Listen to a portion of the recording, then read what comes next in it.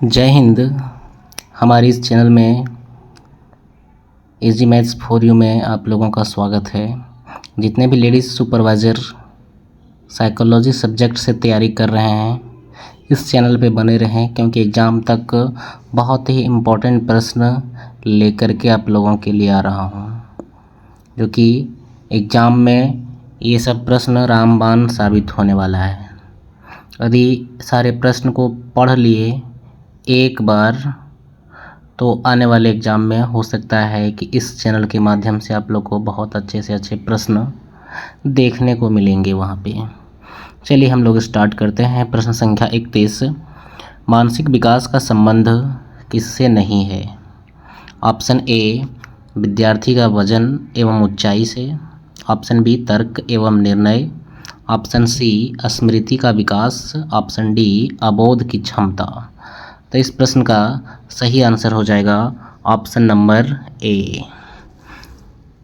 चलिए नेक्स्ट प्रश्न की ओर आगे बढ़ते हैं। प्रश्न संख्या 32, मनुष्य के शरीर में हड्डियों की संख्या कम से कम होती है, यानी कि कम से कम हड्डी कौन सी अवस्था में पाई जाती है?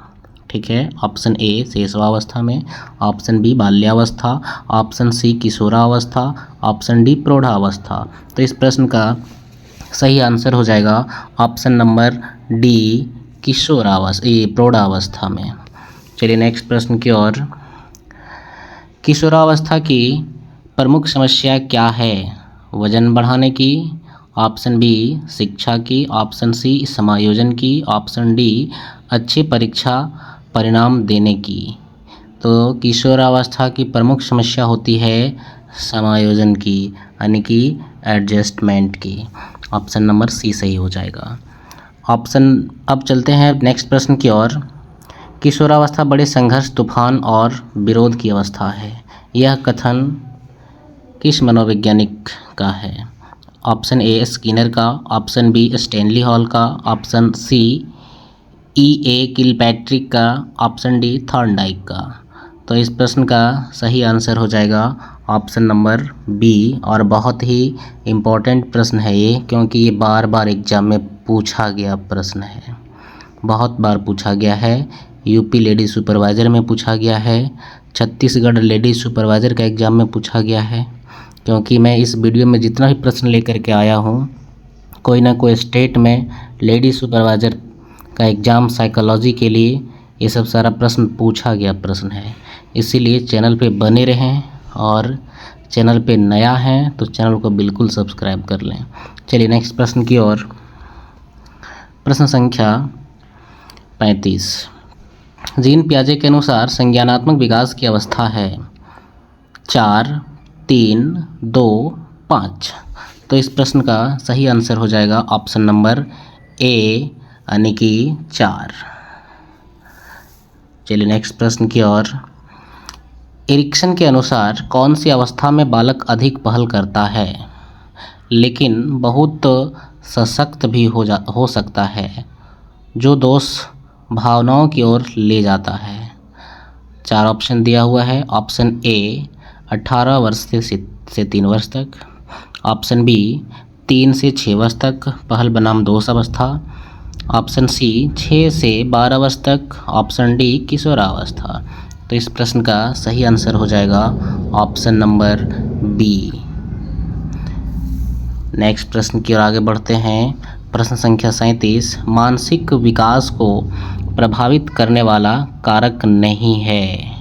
ऑप्शन ए परिवार का वातावरण, ऑप्शन बी धार्मिक वातावरण, ऑप्शन सी परिवार की सामाजिक स्थिति, ऑप्शन डी परिवार की आर्थिक स्थिति। तो इस प्रश्न का सही आंसर हो जाएगा ऑप्शन नंबर बी, धार्मिक वातावरण, क्योंकि धार्मिक वातावरण जो है मानसिक विकास को प्रभावित नहीं करता है। Option number B. चलिए नेक्स्ट प्रश्न की ओर। 38 नंबर, नैतिक तर्क का अवस्था सिद्धांत किसने दिया? Option A Kohlberg, option B Erikson, option C Freud, option D Pavlov. तो नैतिक तर्क की अवस्था जो है इस ऑप्शन में ऑप्शन नंबर ए कॉलबर्ग ने दिया है, तो सही आंसर हो जाएगा ऑप्शन नंबर ए। चलिए नेक्स्ट प्रश्न की ओर। वंशानुक्रम से संबंधित प्रयोग चूहे पर किसने किया? क्वेश्चन को ध्यान से देखिएगा कि वंशानुक्रम से संबंधित है, जिन्होंने चूहे पर प्रयोग किया था कार्ल पियर्सन ने, option B McDougall, option C Mendel ने, ऑप्शन डी पावलोव ने। तो इस प्रश्न का सही आंसर हो जाएगा ऑप्शन नंबर सी, मेंडल ने वंशानुक्रम से संबंधित चूहे पर प्रयोग किया था। चूहा पे प्रयोग करने वाले एक और मनोवैज्ञानिक हैं जो स्किनर साहब हैं, ठीक है। तो इस प्रश्न का सही आंसर हो जाएगा ऑप्शन नंबर सी। चलिए नेक्स्ट प्रश्न की ओर। कौन सा ऊर्जावान मित्रवत बालक का लक्षण नहीं है? ऑप्शन ए खुश मिजाज, ऑप्शन बी सामाजिक, ऑप्शन सी आसानी से चिढ़ने वाला, ऑप्शन डी ऊर्जा का उच्च स्तर। तो इस प्रश्न का सही आंसर हो जाएगा ऑप्शन नंबर सी, आसानी से चिढ़ने वाला। चलिए नेक्स्ट प्रश्न की ओर आगे बढ़ते हैं। किशोरावस्था प्रारंभ होती है 10 वर्ष की आयु से, 16 वर्ष की आयु से, 12 वर्ष की आयु से, 18 वर्ष की आयु से। तो इस प्रश्न का सही आंसर हो जाएगा ऑप्शन नंबर सी, 12 वर्ष की आयु से। नेक्स्ट प्रश्न की ओर आगे बढ़ते हैं। पूर्णतः प्रकार्यशील व्यक्ति का संप्रत्यय किसने दिया? Option A Carl Rogers, option B Freud, option C Francis Galton, option D Ivan Pavlov. तो इस प्रश्न का सही आंसर हो जाएगा Carl Rogers, option number A. चलिए नेक्स्ट प्रश्न की ओर आगे बढ़ते हैं। निम्न में से किसने बच्चों में वस्तुस्थितिय के विकास को समझने में सहायता की है? ऑप्शन ए पियाजे, B Festinger, C Erikson, D Belloc. तो इस प्रश्न का सही आंसर हो जाएगा ऑप्शन नंबर ए पियाजे। नेक्स्ट प्रश्न की ओर आगे बढ़ते हैं। किसने यह दावा किया कि सभी भाषाओं में होने वाला कुछ सार्वभौमिक गुण जन्मजात होते हैं? Option A B.F. Skinner, option B Albert Bandura, option C Noam Chomsky, option D E.C. Tall man.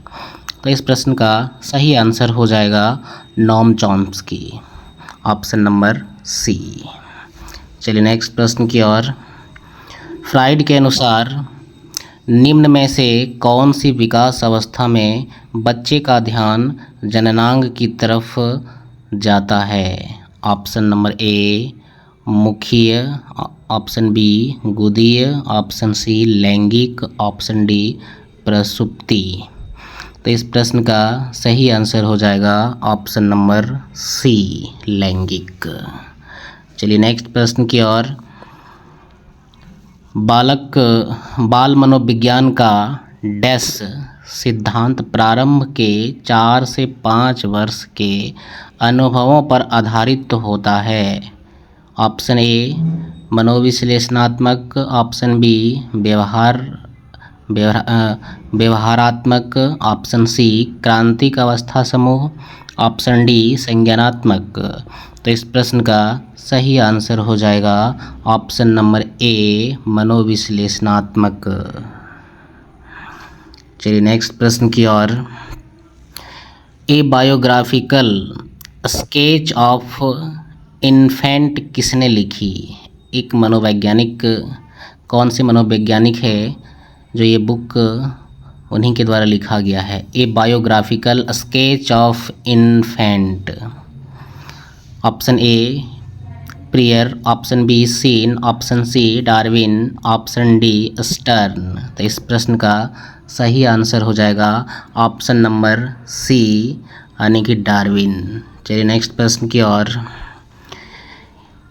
किस मनोवैज्ञानिक के अनुसार विकास एक सतत और धीमी प्रक्रिया है? Option A Kolesnik, option B पियाजे, option C Skinner, option D Hurlock.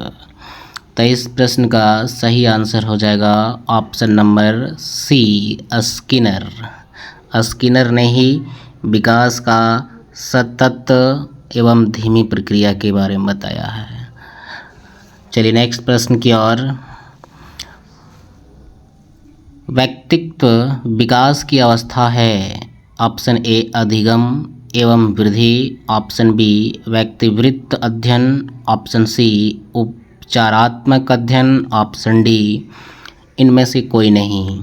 तो इस प्रश्न का सही आंसर हो जाएगा ऑप्शन नंबर ए, अधिगम एवं वृद्धि। चलिए नेक्स्ट प्रश्न की ओर। विकास में वृद्धि से तात्पर्य है। ऑप्शन ए ज्ञान में वृद्धि, ऑप्शन बी संवेग में वृद्धि, ऑप्शन सी वजन में वृद्धि, ऑप्शन डी आकार, सोच, समझ, कौशल में वृद्धि। तो विकास में वृद्धि से तात्पर्य यही है कि जिसमें सभी चीज़ों का वृद्धि के बारे में बताया जा रहा है, यानी कि ऑप्शन नंबर डी इस प्रश्न का सही आंसर हो जाएगा। चलिए नेक्स्ट प्रश्न की ओर। प्रश्न संख्या 51। तनाव और क्रोध की अवस्था है। ऑप्शन ए शैशवावस्था, बाल्यावस्था, किशोरावस्था, वृद्धावस्था। तो इस प्रश्न का सही आंसर हो जाएगा किशोरावस्था। और इस वीडियो में 30 प्रश्न है और प्रत्येक वीडियो 30 प्रश्न का होने वाला है। कुल मिलाकर के 500 से 600 प्रश्न का ये पूरा स्पेशल साइकोलॉजी का जो वीडियो मैं बना रहा हूँ रहने वाला है, जो कि बहुत ही इम्पोर्टेंट प्रश्न इसमें लेकर के मैं आया हूँ। चलिए नेक्स्ट प्रश्न की ओर। प्रश्न संख्या 52। बालक का विकास परिणाम है। ऑप्शन ए वंशानुक्रम, ऑप्शन बी वातावरण, ऑप्शन सी वंशानुक्रम एवं वातावरण की अंतःक्रिया का, ऑप्शन डी आर्थिक कारकों का। तो बालक का विकास वंशानुक्रम एवं वातावरण की अंतःक्रिया का है, यानी कि ऑप्शन नंबर सी इस प्रश्न का सही आंसर हो जाएगा। चलिए नेक्स्ट प्रश्न की ओर आगे बढ़ते हैं।